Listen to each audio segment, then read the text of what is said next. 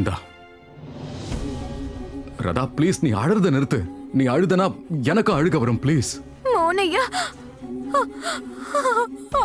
ஒரு செகண்ட். முதல்ல தண்ணியை குடி. நானே குடிக்க வைக்கிறேன்.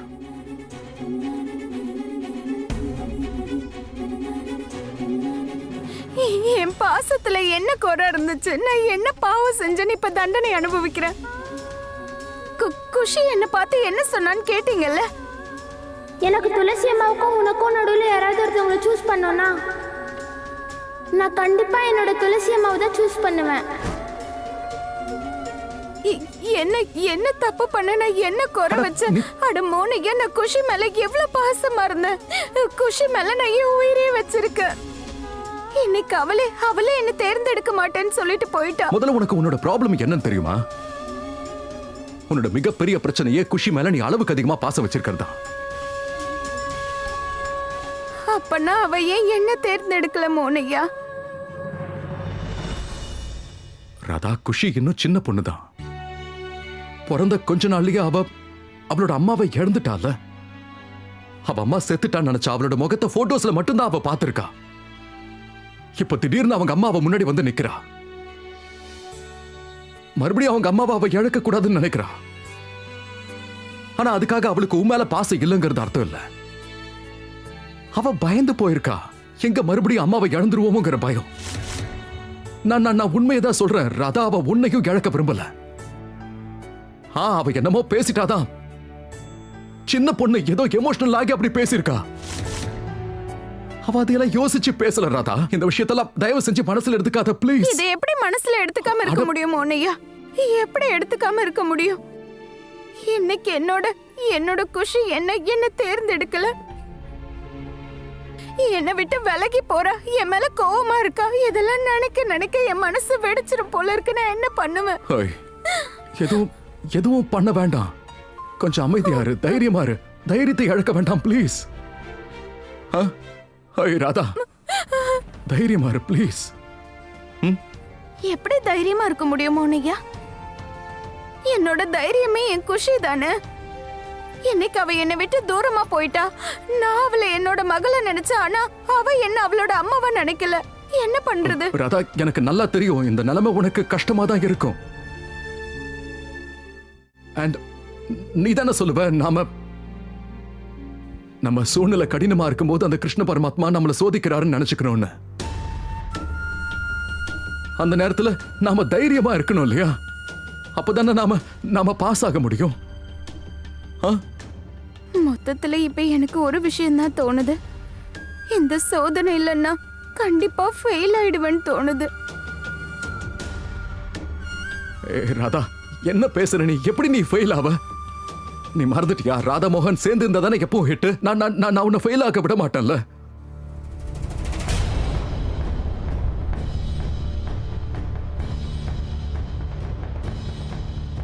அழாத ராதா, நான் தான் உன் கூட இருக்கல்ல.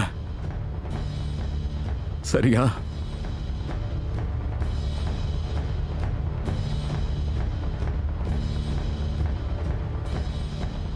இனி அழக்கூடாது ப்ளீஸ்.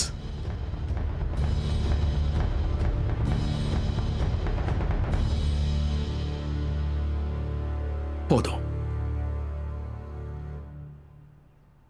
மோகன் ஐயா, நீங்க எனக்கு கொடுத்த அந்த 7 வாக்கும் ஞாபகம் இருக்குல்ல?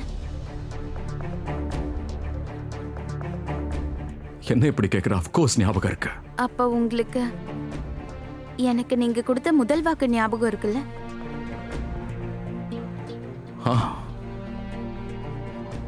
நான் எப்பவுமே உன்னுடைய வார்த்தையை நம்புவேன். இப்ப அந்த வாக்குறுதியை காப்பாத்துங்க. என் வார்த்தையை முழுசா நம்புங்க.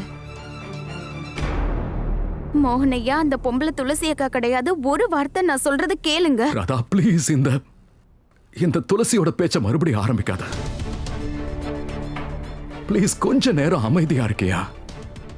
இந்த நேரத்துல நீ எனக்கு துணையாரு, ராதாவா துணையாரு, என்னோட ராதாவா ப்ளீஸ். இந்த நேரத்துல உங்க ராதாவா என்னால எப்படி இருக்க முடியும் மோனையா? நம்ம உறவுக்கு, நம்ம குடும்பத்துக்கு பெரிய ஆபத்து இருக்குன்னு தெரிஞ்சதுக்கு அப்புறமும் எப்படி அமைதியா இருக்க முடியும்? ராதா, எனக்கு நல்லா தெரியும் துளசி திரும்பி வந்ததுல இருந்து நீ நீ ரொம்ப பயந்து போயிருக்க. ஆனா நீதான் பார்த்தல்ல எப்படி ஏன் சந்தோஷத்துக்காக, உன் சந்தோஷத்துக்காக, நம்ம எல்லாரோட சந்தோஷத்துக்காக துளசி உயிரை கொடுக்க துணிச்சிட்டா. அவ யாருக்கு ஆபத்தா இருக்க வாய்ப்பு இல்ல. துளசி எதுவும் பண்ண மாட்டா. அவ துளசி, நம்ம துளசி. அவ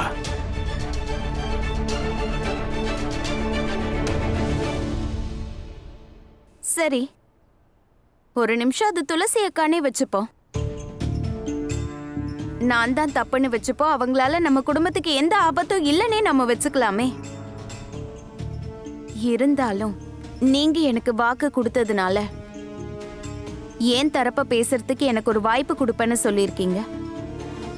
மத்தவங்களுக்கு முன்னாடி நீங்க எப்பவும் என்னதான் நம்புவேன்னு சொல்லியிருக்கீங்க. இப்ப அந்த நம்பிக்கையை காட்டுங்க. ராதா, நான் இப்ப என்ன நம்புங்க. ராதா, நான் கொடுத்த வாக்க மீறவே இல்ல. ஆனா இப்ப சூழல் சரியில்லையே. இங்க எல்லா உறவுகளும் குழம்பி போயிருக்கு. அதை நீ தானே புரிஞ்சுக்கணும். மோகனையா, நான் உங்ககிட்ட இருந்து வலுக்கட்டாயமா வாக்குறுதி வாங்கல. சூழ்நிலை உறவுகள்னு சொல்றதுக்கு வாக்கு கொடுக்கறதுக்கு முன்னாடி நீங்க இத பத்தி எல்லாம் பேசவே இல்லையே. இப்ப எதுக்கு பேசுறீங்க? ஏன் பேசுறீங்க மோகனையா? மோகனையா, நீங்க எப்பவுமே என்ன நம்பி இருக்கீங்க. எப்பவும் எனக்கு துணையா இருந்திருக்கீங்க. அதே மாதிரி இந்த தடவையும் ஏன் நம்பிக்கையில நம்பிக்கை வைங்க மோகனையா. ஏன் தரப்ப சொல்றதுக்கு எனக்கு ஒரு வாய்ப்பு கொடுங்க. நிரூபிக்கிறதுக்கு ஒரே ஒரு வாய்ப்பு.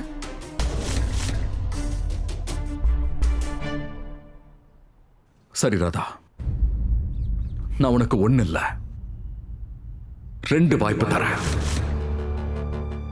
சரியா? ஒருவேளை அந்த 2 வாய்ப்புலையுமே துளசி ஒரு மாறு வேஷக்காரின்னு உன்னால நிரூபிக்க முடியலனா, அப்புறம் நீ அவளை வேஷக்காரின்னு சொல்லவே கூடாது.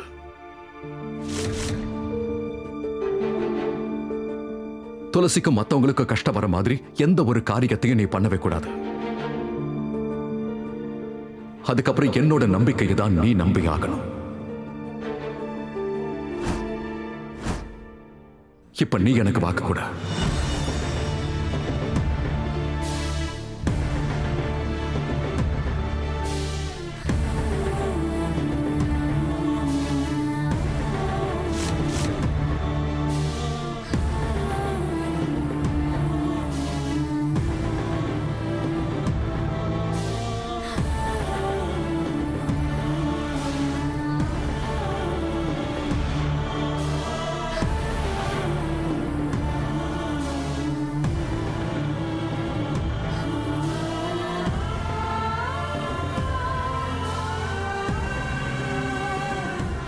சத்தியம் பண்றேன்.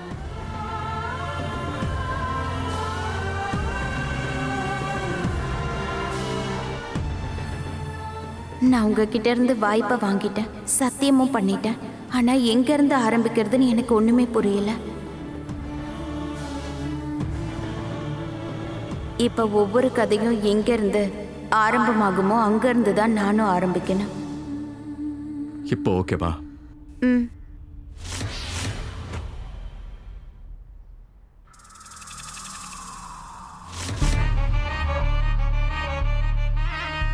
இந்த ராதா எதுக்கு மோகன் கிட்ட வாய்ப்பு கேட்டா? இவ என்ன பண்ண நினைக்கிறா? இப்ப அவ என்ன பிளான் பண்ணிக்கிட்டு இருக்கான்னு தெரியலையே. ஆக்சுவலி நீ ரொம்ப நல்ல வேலை பண்ணிருக்க ராதா. இன்ஃபேக்ட் நீ என்னோட வேலையை இன்னும் ஈஸி ஆக்கிட்ட. உனக்கு எவ்வளோ முயற்சி பண்ணணும்னு ஆசையா இருக்கோ ராதா, முயற்சி பண்ணிக்க. உன்னோட எல்லா முயற்சிகளையும் நான் வீணாக்கியே தீருவேன். நீ என்ன காட்டி கொடுக்க முயற்சி பண்ணுவல, அப்போ நான் உன்னை மொத்தமா ஃபினிஷ் பண்ணிடுவேன்.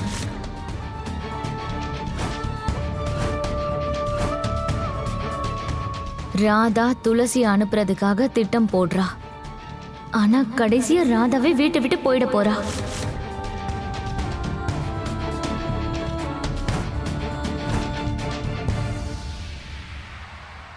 எல்லாத்துக்கும் லிமிட்ஸ் இருக்கு.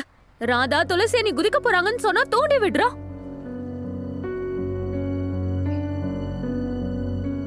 அவ ஒரு பைத்தியம் ஆயிட்டாலும் தோணுது. அவ பைத்தியம் எல்லாம் கிடையாது. உலகத்திலேயே அவ தான் பெரிய புத்திசாலி நினைச்சிட்டு இருக்கா. உனக்கு புரியலையா கீர்த்தி? துளசி எண்ணிய கொன்னு அவ பாதையில இருந்து அவங்கள விலக்க பாக்குறா. அந்த ராதா நம்ம வீட்டுக்கு சரிப்பட்டு வர மாட்டான்னு நான் முதல்ல இருந்து சொல்லிட்டு இருக்கேன். அண்ட் ஃபைனலி அவ சுயரூபத்தை அவ காட்டிட்டா. ராதா இப்படி பண்ணுவான்னு நான் சத்தியமா எதிர்பார்க்கவே இல்லை. எனக்கு ரொம்ப வருத்தமா இருக்கு. நீங்க எல்லாரும் ராதாவை தப்பா புரிஞ்சுக்கிட்டு இருக்கீங்க. ஒரு தடவை ராதா இருக்க இடத்துல நீங்க இருந்து பாருங்க. பாவம், அந்த பொண்ணுக்கு எதுவுமே சரியா அமையல. நல்லா இருக்கே. அந்த 2 அடி சூனியக்காரிக்கு எதுவுமே சரியா அமையலையா? இல்ல, இது வரைக்கும் அவளுக்கு என்ன கெடுதல் நடந்திருக்குன்னு நினைக்கிறீங்க? அந்த பொண்ணு கிராமத்துல இருந்து சிட்டிக்குள்ள வந்து மொத்த மாளிகைக்கும் முதலாளி ஆயிட்டா. நியாயமா சொல்லணும்னா அவதான் என் பொண்ணுக்கு கெடுதல் பண்ணிருக்கா. செஞ்ச தப்புக்கு அவ பலனை அனுபவிச்சுதானே ஆகணும். காவேரி,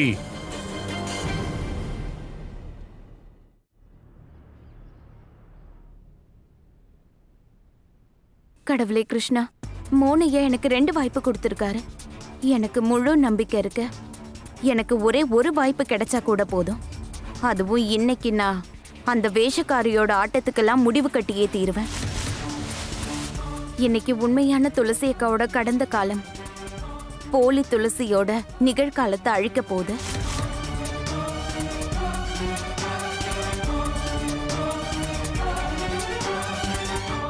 மோகனையா, கீர்த்தி அக்கா, அஜித் அண்ணா, அம்மா, அப்பா.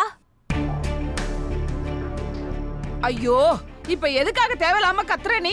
காலையில தூங்குறவங்கள எதுக்காக நீ எழுப்பிட்டு இருக்க? அண்ணி, எதுக்கு தேவையில்லாம பேசிட்டு இருக்கீங்க?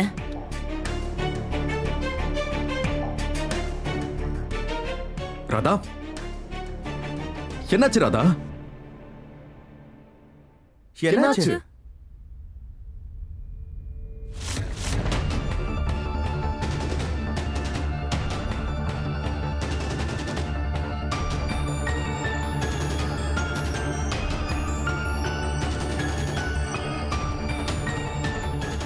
என்ன விஷயம் ராதா? நீ நல்லா இருக்கல? இவ்ளோ நாளா நான் நல்லா இல்லாம தான் இருந்தேன். ஆனா இதுக்கப்புறமா எல்லாருமே நல்லா ஆயிடுவோம்.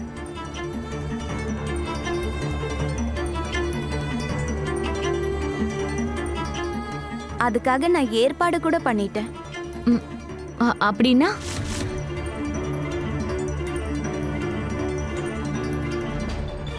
அப்படின்னா நீ இப்ப ஆடுற பாரு ஒரு நாடகம், அதை இதோட நிறுத்திக்கோன்னு அர்த்தம்.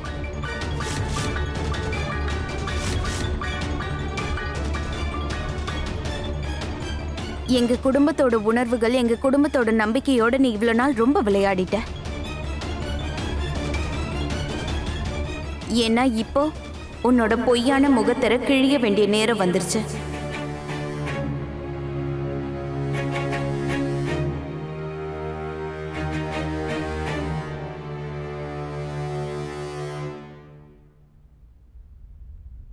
போதும் ராதா, போதும்.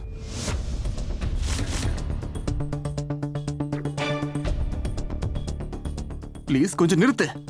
2 நாள் கூட நிம்மதியா இருக்க விட மாட்டல்ல? நேத்து தான் துளசி அணி ஹாஸ்பிட்டல்ல இருந்து வீட்டுக்கு திரும்பி வந்திருக்காங்க.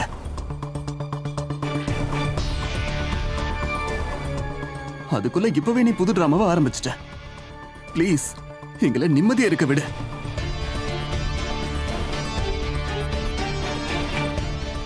நேத்து நடந்தது எதுவும் உனக்கு பத்தலையா? ஒருவேளை உன்னால துளசிக்கு ஏதாவது ஒண்ணு ஆச்சுன்னா நான் சும்மாவே விட மாட்டேன். சரி, ஆனா கீர்த்தி அக்கா நான் சொல்றத கொஞ்சம் கேளுங்க. ப்ளீஸ் ராதாவை அமைதியா இருக்க சொல்லுங்க. தினம் தினம் ஏன் டிராமா பண்ணிட்டு இருக்கா? சொன்னதே திரும்ப திரும்ப சொல்லிட்டு இருக்கா.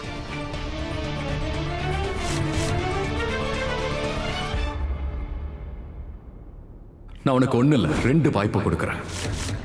ஆனா அந்த 2 வாய்ப்புல உன்னால துளசி வேஷக்காரிங்கிறத நிரூபிக்க முடியலன்னா அதுக்கப்புறம் அவளை வேஷக்காரின்னு சொல்லவே கூடாது. கீர்த்தி, ராதா சொல்றத சொல்ல நாம அவளுக்கு ஒரு வாய்ப்பை கொடுக்கணும்.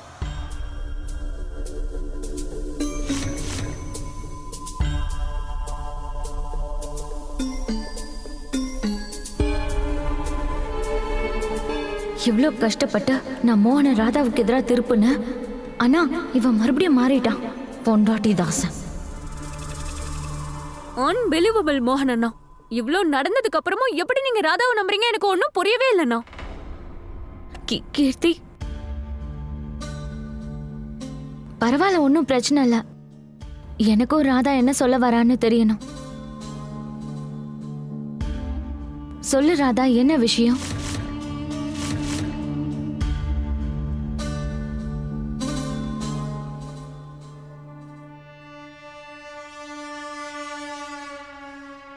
இனி நான் எதுவும் சொல்ல மாட்டேன். எது சொல்றதா இருந்தாலும் அவங்களே சொல்லுவாங்க.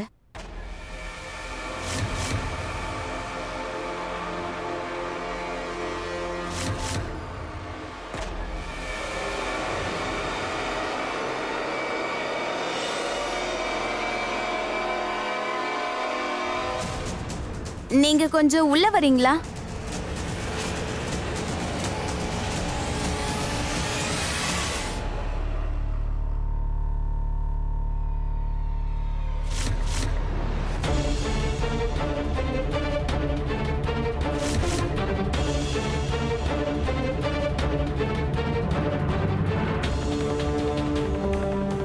நர்மதா அம்மாவா? அம்மா, பாட்டி,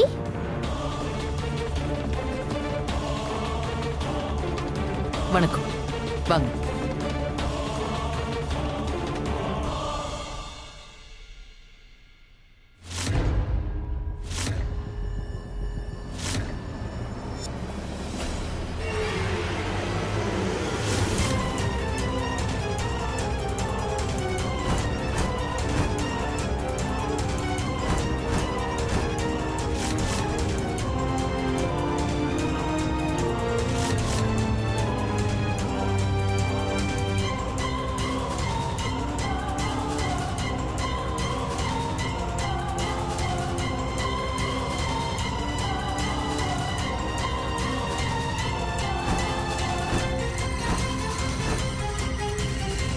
துளசி,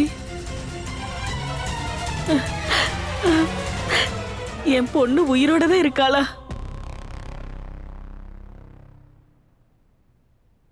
என்ன துளசி அக்கா, இவங்கள உங்களுக்கு அடையாளம் தெரியும்ல? இவங்க யாருன்னு தெரியுதுல்ல?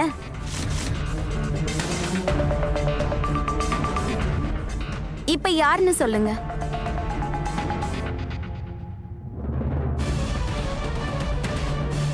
சொல்லு துளசி, இவங்கள உனக்கு தெரியுமா தெரியாதா?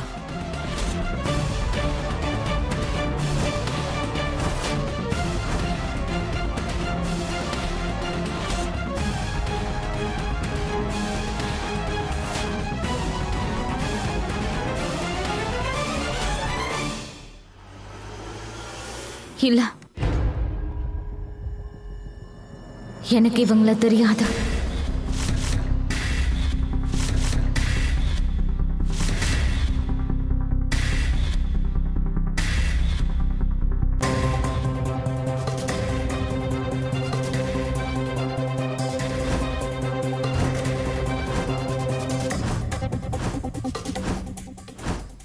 துளசி, இவங்க உன்னோட அம்மா. உனக்கு உங்க அம்மாவையே தெரியாதா?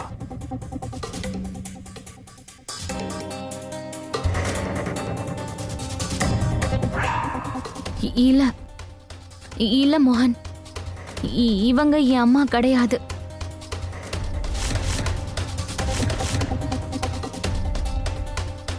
என்ன?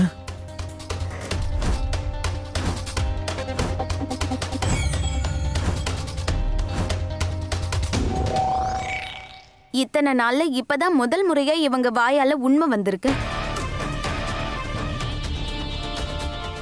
ஆமா, இவங்க அம்மா இல்ல.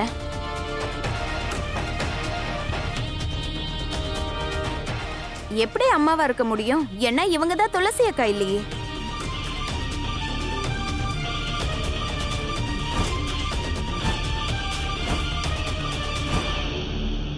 இவங்க நம்ம குடும்பத்தை பத்தின எல்லா தகவலையும் சேகரிச்சிட்டாங்க.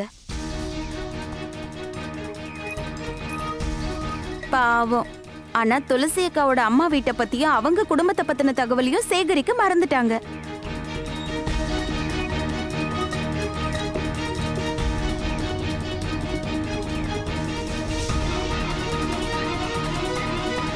மோகனையா, இந்த பொம்பளை துளசி அக்கா கிடையாதுன்னு இப்ப நிரூபணம் ஆயிடுச்சுல்ல?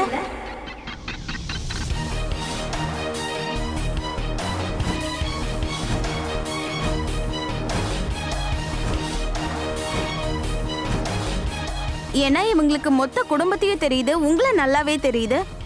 அப்போ பெத்த அம்மாவை எப்படி தெரியாம போகும்?